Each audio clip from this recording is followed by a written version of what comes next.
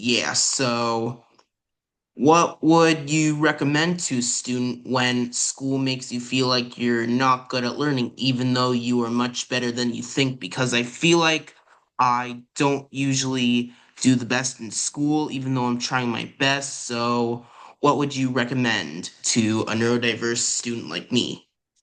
Well, what I often say to neurodiverse students is that there are so many incredible business leaders, CEOs, celebrities that are neurodiverse. They might have autism, dyslexia, another type of learning disability. And oftentimes, getting through school is the challenge.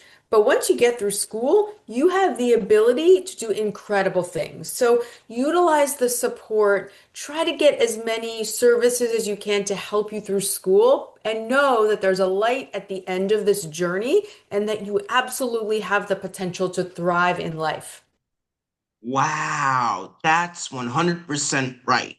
Because school can sometimes be sunshine and other days it can be not really the best of sunshine, but you know what I always say? There's always a rainbow at the end of a thunderstorm. And that is really true.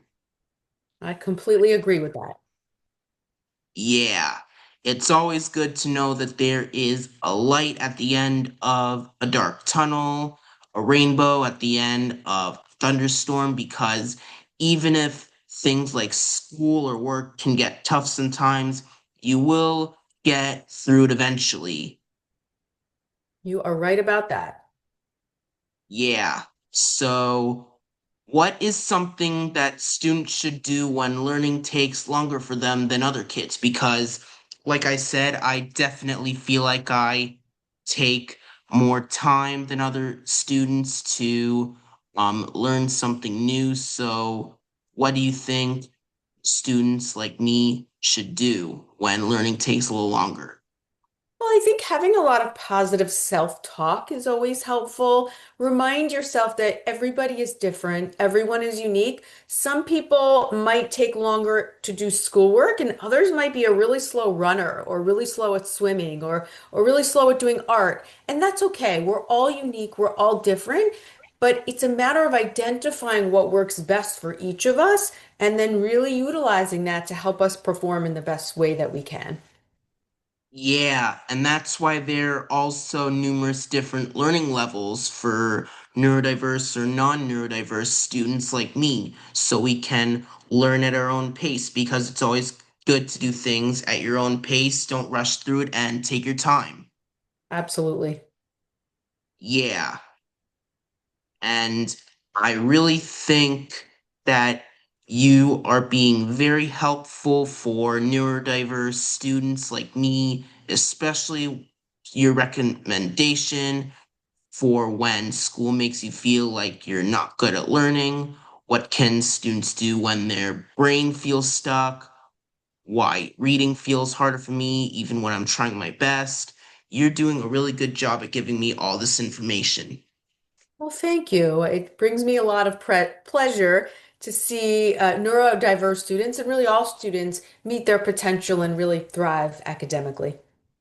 Yeah.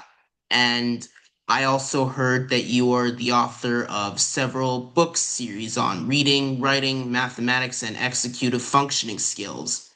Yes. So, can you tell my audience what inspired you to write these books and what are they all about? Sure. So I've written three different series of workbooks. The first one is called Strategies for Study Success, which teaches students structured strategies for reading comprehension, writing, test taking, note taking, and executive functioning skills. I'm also the author of the Flags and Stars Orton Gillingham Student Workbook Program, which is for phonics, for decoding skills. And then my third workbook series is called the Flags and Stars Multisensory Math Program, which helps students build foundational math skills.